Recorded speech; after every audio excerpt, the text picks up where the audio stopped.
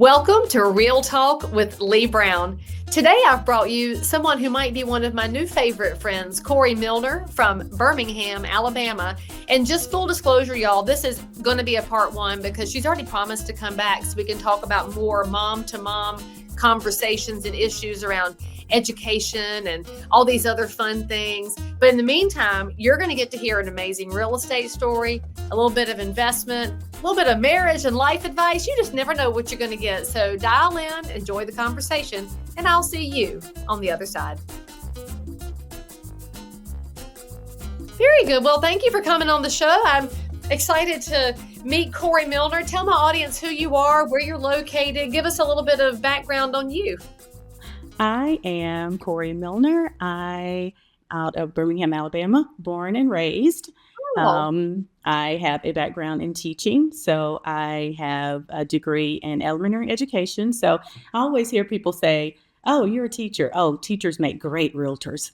I don't. It's probably just the fact that we like lists. We have a little bit more order and organization, but yet we can also thrive in a little bit of chaos. So. You can manage multiple personalities, and I think that's a very important skill in real estate. Yeah, absolutely. It is really come in handy for me. So yeah, but I stumbled across your podcast. I'm a podcast connoisseur, and I'm always searching for something to learn, something that's relevant, something that I can use. And so I was hooked. And like I said, Bethany has been one of my favorites, but I love all of them. So. Well, tell us how long have you been in real estate and what caused you to leave teaching, or did you do both for a while until you made the plunge full time? Yeah, well, I've got pretty broad range of experiences. I was a teacher, taught in public school for 5 years, and I've got like just 22 years of after that, it included just a whole lot of different things that I've done, from starting a learning center to buying commercial properties. My husband and I, we bought 3 restaurants, and by 2007, I was on my 4th child, and at 32 years of marriage right now, and we bought 2 additional properties after that. And that's where my love for real estate kind of evolved and grew, just managing our personal rental properties. And then in 2020, I decided to take the plunge and I started real estate school. I meant like in 2020, what else was there to do, right? I was like, okay, hey. May as well. Yeah, may as well. Had all the time in the world. Okay, so I'm very interested in your investment decisions because so often when I talk to people in and around real estate, they invest in residential properties primarily because we invest in what we know. And you said you and your husband did commercial investments in restaurants. What led you to go do the big stuff? Because that's the big stuff. Are you a risk person? Do you have connections to restaurants? I'd love to know about this. Yeah, well, it is the big stuff. And, just like I said, I started a learning center after teaching. I just kind of feel the need. There was such a big need for students who were going home, latchkey children, so to speak. And so I did a lot of that after school. And I had lots of parents just asking me, "Hey, Corey, well, Miss Milner, I really need someone to tutor my child after school." And rather than send them home after school alone, there was just a big need for children that needed a space after school, a safe space, and not just to play, but just, to have that academic support too. So we did that. And I had this storefront initially is where we started, but we outgrew that. It was such a huge need that we decided to buy a property. And it just so happened that we needed a commercial property. And with that commercial property, there were 2. It was one property, but 2 parcels. And so, yeah, we ended up buying both of them. And I rented out one of them. I only needed to use one of them. And so the other one, I rented it out, and we just kind of got into it from there. And I've had that property since 2003. So you still have it? I still have it. It's not a learning center anymore. I've closed that down, but I rent it out. And so it's a passive upstream of income for us now. So with 4 kids, I would imagine that revenue stream has been quite helpful in funding projects and futures for your kids too. Absolutely. Absolutely. It is one of the best decisions we've ever made. And not because we had planned it that way, but I meant just by default it happened, and it's been such a great asset and an experience for us. I mean, if there's anything I wish y'all would take away from this conversation already, it is that you have to start thinking about investing not as HGTV talks about it with the quick flip and the quick money, but think about real estate as this long-term benefit that can turn into lots of things that can support your whole family later. I mean, I don't know about you, but if I could go back 20 years now, I would buy more property than I Yeah. did so that I would have more streams. But I was younger and broker and definitely more scared of it, even with the decisions we made. And we were ahead of our peers. But golly, you can take more risk 20 years ago than you Yeah. realize. Then you get to our age and you're like, okay, we got to speed it up here. Absolutely. So I love Yeah. that you guys are showing a way. And I also have to point out 32 years of marriage is a huge Yeah. accomplishment. Yeah. So for the kids from your learning center and your kids' friends to see that you've done marriage and life together and investing together and businesses together, man, you're showing all the Yeah. different things that Yeah. you can accomplish when you stay focused. Yeah, yeah. I mean, I had a lot going on, but we just did it together. We planned together, and we were very strategic and what we wanted for the future, especially for the children. And we knew that that was going to be something that we could hold on to long term. Right. Now it's no longer a learning center, but that property that we are renting now is a barber shop and a barber school. So So it's it's been more that for 10 years now. entrepreneurs. You're growing more entrepreneurs. Hey. Absolutely, yeah. Well, I mean, But with if you hadn't taken the learning center step, though, to go open that, Yeah, you wouldn't have learned what you learned that you could then take and absolutely. expand out. And isn't Yeah, that what leadership is? You learn absolutely. one thing and then you watch it start expanding out. Yeah, and we learned a lot. Like, we knew nothing about being property managers. I mean, it was just a hit or miss, and there's a lot that goes into it. Like I said, we just bought the property. It started out being a learning center, but now that it's flipped to something else, we had to go through that whole zoning process. So that in itself was a great experience too. So are you on the planning and zoning board now, or is your husband? Have y'all decided to be a part of the actual process to make sure it operates correctly? We are not, but we are very involved in that. On a day, believe it, yeah, we are very involved in it. So we know what's going on, but no, we're not on the planning board for that particular city. But we were involved in that zoning, and we had to be because we've got to make sure that we follow those zoning laws and regulations. So Well, and you want to be the voice of reason too, because sometimes the people that are in those seats are doing it for their own purposes. yeah, They're not looking at the full story. And sometimes in real estate, the story is not obvious. You have to be able to convey that messaging so that the next group can see the potential. Like a barber school, the immediate thing I'm thinking of is everybody that graduates from there is probably going to try to open up their own shop at some point. You're yeah, growing the next generation of small businesses, yeah, but the person who doesn't know anything about the cosmetology and hair business might look at that as a trade school lower than. Like, it's not lower than, that's an yeah, incubator. But when we talk about politics so often, we get focused on DC and then it becomes this trench warfare.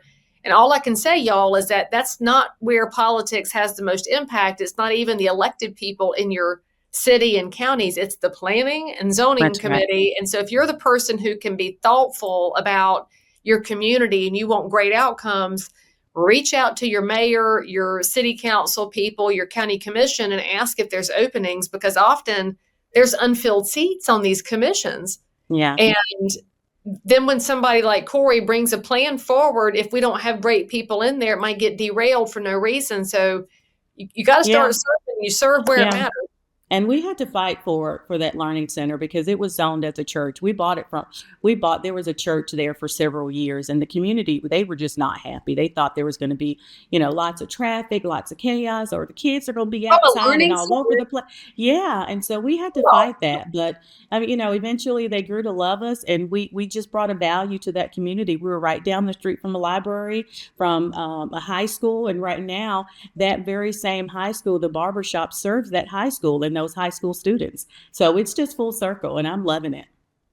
I'm a little astonished that a community would fight a learning center. I mean, we're used to the neighbors getting in a tizzy about anything that's affordable housing or that is going to feel like high traffic. But I Yeah. think as a parent, a learning center is a high five. Let's do it. Let's Yeah, celebrate and your that would and we had to make them understand and see, the perspective and what we were doing and just to see the greatness and the value and what we're bringing to the community. And eventually they ended up absolutely loving us. So it was worth the fight. back to your school teacher roots because you knew how to Yeah. get the message across to your classroom. It just Yeah. happened to be adults that time. Yeah. Absolutely. So tell me about these restaurants. Do you and your husband cook? Are y'all chefs or do you just enjoy investing in them?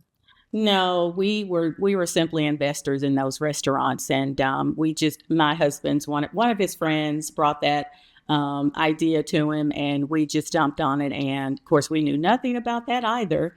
Learned a lot in that adventure, but that's been long since dead. We're not we're no. It's just not our expertise. And I mean, my husband's a physician, and so I'm a teacher. We know nothing about that industry.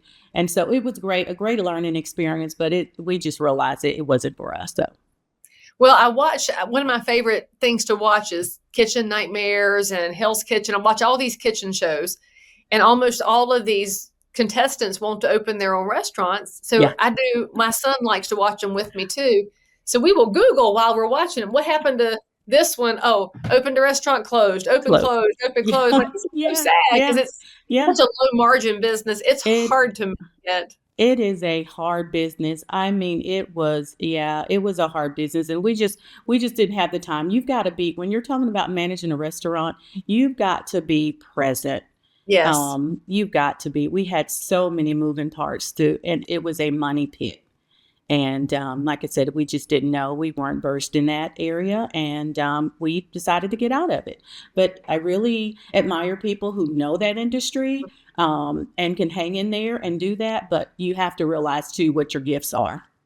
Oh, you can say that again. That'll preach right there. You have to know what your gifts are.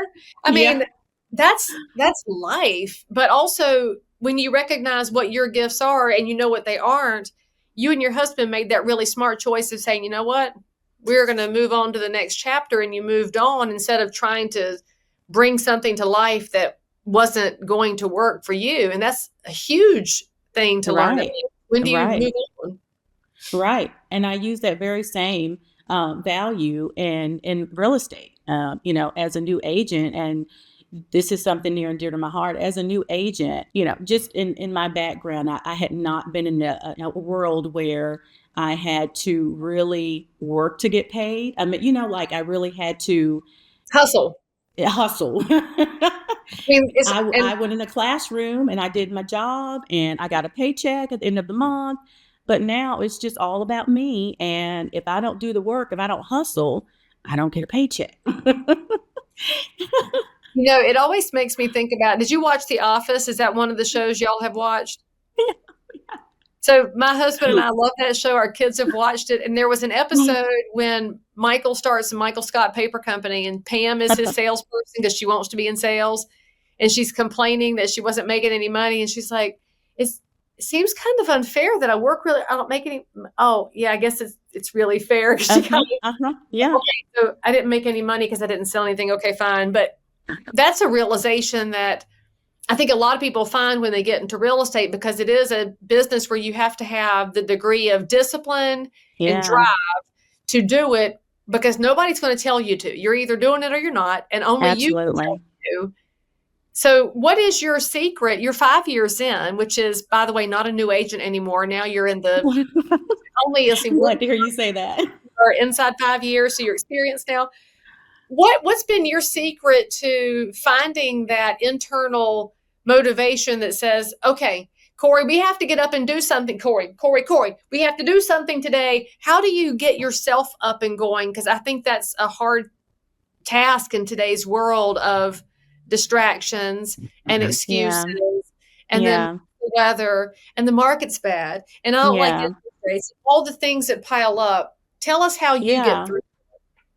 yeah. It's a lot. I mean, just structure. We talked about hustle, just hustle. as a new agent, I started out, it was a hustle. It's like, okay, I got to get, I got to go after this one. I got to take every lead that comes in. I've got to, anybody that calls me, I got to take it. And it was just a constant, because I wanted that. I was just hustling, trying to get that, that close, that deal. And not enough structure and not enough habits put into place. With teaching, you've got that structure. We're taught how to manage a classroom. You're not taught that in real estate. I mean, when I took that real estate class, they didn't teach me how to build habits and how to build structure. What you do on a daily basis, how to develop relationships with clients, potential clients, and build your database. We weren't taught that, and so I had to slow down in order to speed up. To be honest, Leigh, I had to slow down, get some structure, develop some good habits, and that got my business going. And I'm in a good place now. But I was on a team my second and third year. My first year, I committed to doing a coaching team, and I did that coaching team the whole year. I had one transaction that year, and it was a relative, and it was new construction. So that was like a pot of gold. Did I just make fireworks happen? Absolutely. It was total fireworks. I don't know what just happened there, but we'll take it. That was so cute. I love it. And so, yeah, that my second and third year, I joined a team, and I was on a team that bought leads, and I was a maniac. I think I drove 30,000 miles in 1 year, taking those, just chasing after leads. And I just got burnt out. I'd even put myself in some compromising positions, and my husband's going to be upset when he hears this. But yeah, you're just chasing. And it was just too much, and you get burnt out, and it's a road leading to nowhere. And I had to slow down in order to speed up. We have to discuss that in that chasing around of leads, you're really chasing money instead of chasing the relationships. And we all know money's a dead end. Yeah. It can do great things for you, but if that's the end goal is the transaction and the dollars, real estate will absolutely eat you alive. Yeah. You start to figure out that the structure lets you get to know people and spend time with them, which, by the way, that does turn into money. Yeah. And, for me, I wasn't necessarily chasing money. We were in a very good place financially. I was just, there's that dopamine hit just getting to that closing table. You know what I mean? Not just that, like, oh, we're under contract. Yay. It was that feeling of just knowing, okay, I'm a new agent, but yeah, hey, I got a contract. Okay, so you mentioned that your pre-licensing didn't give you the structure to survive, and we know that you got Alabama law, you got that down pat, but that doesn't translate into the practice. So what does a lesson plan look like for you in real estate? Because any teacher in the classroom, the first thing they give you in student teaching is lesson plans, lesson plans, lesson plans. What does that look like for you in real estate? Well, for me, it's all about structure. I love organization. I love structure. I love lists. I love a good list that I can check off. And when I tell you I do that every single day, I feel like if I don't get every box checked off, I haven't had a good day. And so for me, it's just putting things in place, having my list, looking at that list the day before, and not just that, but having a weekly list, monthly list. I make goals. I just live by list, honestly, and I try to stick to those things that are important to me that I know are going to lead me to success and build my base and build my business. So for the nerds amongst us that I know are going to ask in the comments when I release this episode, are you a list on your phone app person, or are you a list on paper person? No. Like I keep mine are sitting over here in my file because I like paper. Oh gosh. What's your style? I am not a phone list person. I hate a phone list. Are you my sister with paper? I am paper. Oh gosh. I am paper. I've got paper calendars. I've got paper list in my car. When I get in my car, if I don't have my little note card with my list on it, I jump back out and I run back and make sure I got my list, because I don't leave home without my list.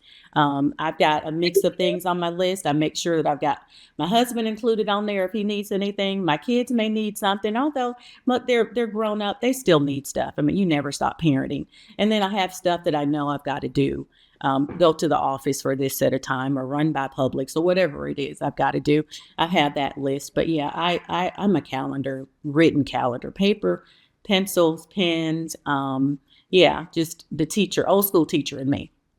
Well, you make me feel so good because I get a lot of people that ask me, they want time management skills. And I say, I use a paper calendar. Like, no, I need something else. I'm like, well, you asked me what I use. It's a paper calendar. And now here's Corey to agree with me. So now there's two of us against all of y'all who are looking for a magic app. And I just don't think There's there's not a one. magic app or a magic anything. It's just whatever you're going to use, you use it. And so for you young Yeah. people who want to use an app, use your notes app. Although I'll point out there's now that commercial on, I can't remember what I was looking at, probably a cooking show on Hulu. And there was that lady who was interviewing a fella she wanted to date and said he's keeping his budget in his notes app. And I was like, who does that? Because I keep that register.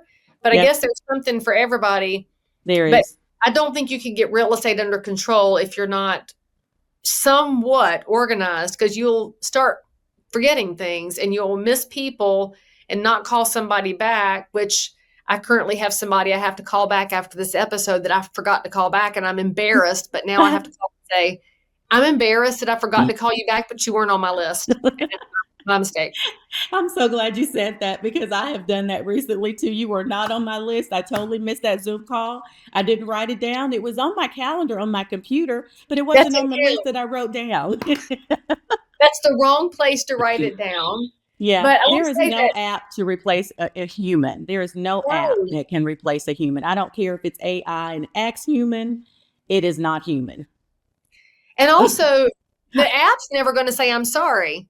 I will call this man and say, I'm sorry, I forgot to call you back. AI will never do that. So sometimes it's your little bit of humble pie that reminds people you're not AI, you're not a bot, you're real. And well, the young people do say real, recognize real. I said that in front of my children and they about died because they're 19 and 20. So I've learned that if I want to horrify them, I use a current slang term and they're horrified. Yeah, we have to throw that in too. Yeah. My 18-year-old gets a kick out of that too. And then I told him, I said, I could also say no cap. And he said, Mom, please stop. That one is hilarious. I'm like, that makes no sense to me. No cap. That is Well, it was on totally. the billboard for a healthcare clinic around here. I was like, they're like, no cap, we'll help you. I was like, I don't know what any of this means. And I called my son. He doesn't answer my calls because I'm his mother. So I texted and said, call me back. And he said, what? I said, explain this billboard. And he goes, Really, Mom? but I was like, they shouldn't put it on the billboard if I don't understand it because I'm only a medium person. Can you imagine what your grandparents thought? They have no idea. So Corey, in the years that you've been in and around real estate, whether it's practicing or investing or being an entrepreneur, learning different spaces, what's the one thing you've learned that you wish everybody else knew that you never knew till you were knee deep in all of this? Oh, oh gosh. That the glitz and glamour that's on social media is not what it cracks up to be. Oh, do tell.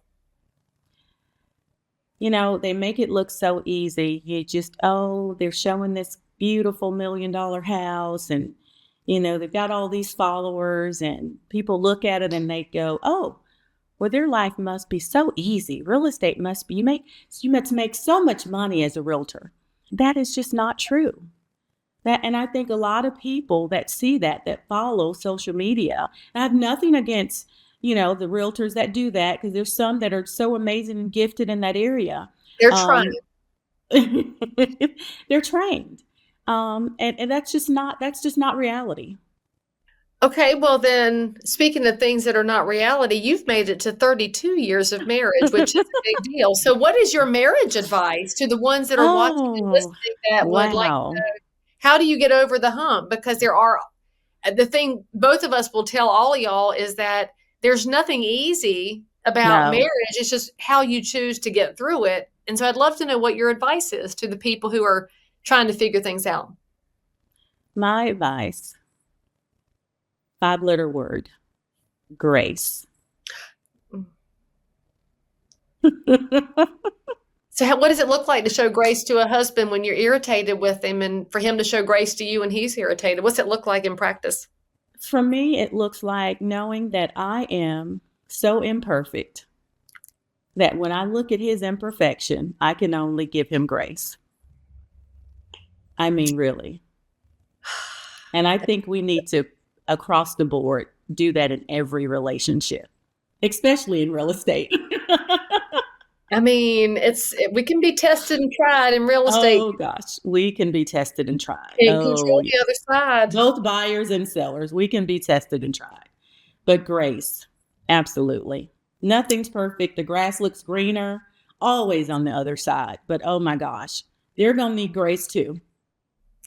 Well, they always say you don't know what somebody else is going through, and that can actually apply to your spouse. You don't know what they encountered at work or the conversation they had. So I love that counsel, and what a perfect way to wrap up this very delightful conversation. So Corey, if somebody wants to reach out to you about Birmingham, Alabama real estate, or how to get involved in investing, how should they best reach out to you and tap into your knowledge? Yeah, they can reach out to me through Corey Milner at arcrealtyco.com, and they can email me through that website, and I will get back to them.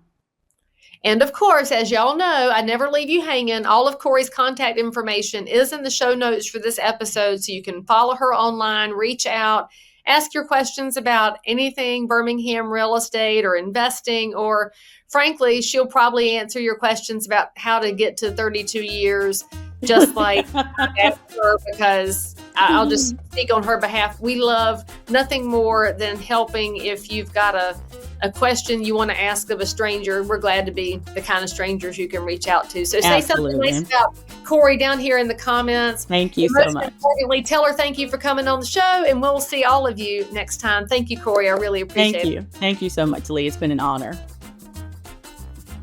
Now, if this episode brought you value, made you laugh, cry, or in between, then don't forget to subscribe, leave a 5-star review, and share this with somebody else in the real estate trenches. You'll find a Real Talk with Leigh Brown on every major podcast app, so hit follow, and I'll see you in the next conversation. Don't forget to DM me if you've got a story. I might just want to feature you next.